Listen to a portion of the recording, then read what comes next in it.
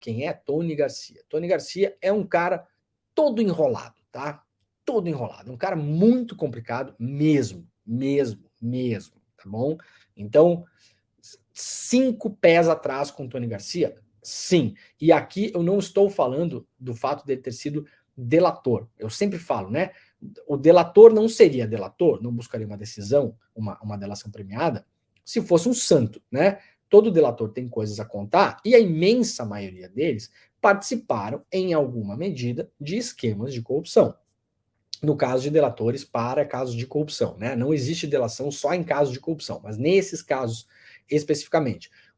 Exemplo, tá? Um mafioso italiano que se tornou um grande delator da máfia, né? O senhor Tommaso Buscetta, né? No Brasil se falava de outro jeito o nome dele, mas vocês, né, entenderam.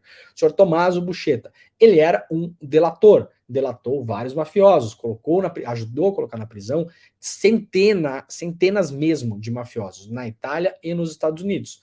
Ele era o quê? Um criminoso, um mafioso. Tinha assassinado pessoas, tinha feito tráfico de heroína, tinha feito várias coisas na vida dele. Delatores, em geral, são pessoas complicadas. O Tony Garcia é um cara mais complicado do que apenas a sua condição de delator, tá? É um cara que já se provou que é um cara que vai e vem, que diz e desdiz, que conta e desconta. Sobre isso, eu sugiro, aliás, uma entrevista publicada ontem lá no DCM, com o Michel Saliba, que foi advogado do Tony Garcia. Ouçam o que o Michel Saliba conta e vocês entenderão um pouco quem é essa figura Tony Garcia, tá bom? Entrevista feita lá pelo Pedro Zambarda e pelo César Calejon ontem no Diário do Centro do Mundo, tá lá no canal do YouTube do DCM. Muito bem. No entanto, o Tony Garcia está fazendo várias acusações muito fortes contra a turma da Lava Jato, incluindo aí que o Sérgio Moro estaria chantageando juízes de instâncias superiores porque teria em sua posse vídeos de uma suruba, que foi chamada pelo Tony Garcia de festa da cueca. Sabemos de tudo isso? Não sabemos de nada disso. Algo disso é verdade? Por enquanto, sem provas, não. Não se confia em palavra de... Aliás, não se confia em palavra de ninguém que fale qualquer coisa sem provas, né?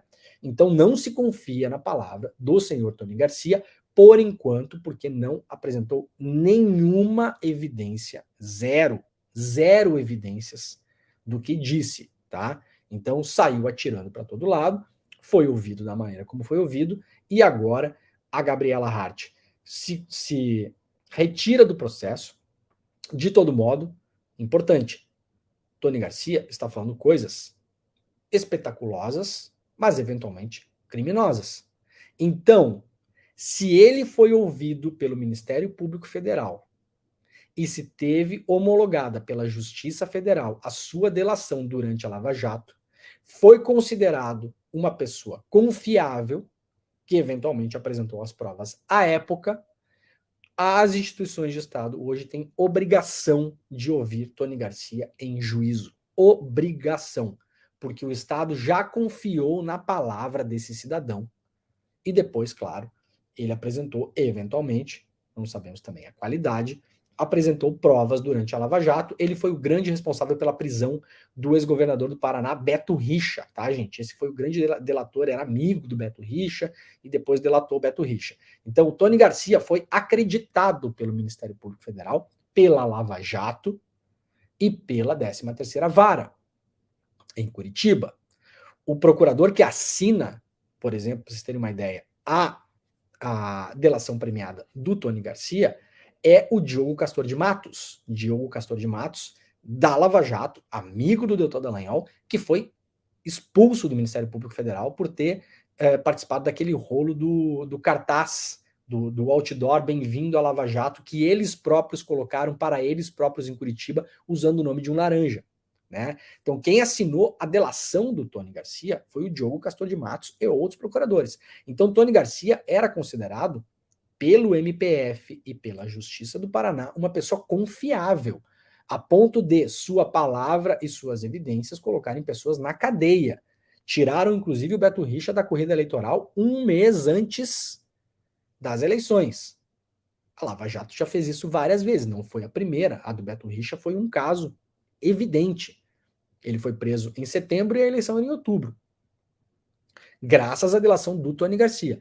Então, agora, para para lá do fato de quem é Tony Garcia, de novo, vejam a entrevista no DCM com o Michel Saliba, ex-advogado do Tony Garcia. Ali diz muita coisa.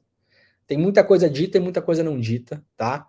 Então também para vocês terem um pouco de calma, analisarem a situação e exercitarem um pouco do ceticismo, que não faz mal a ninguém, prudência, cautela, né?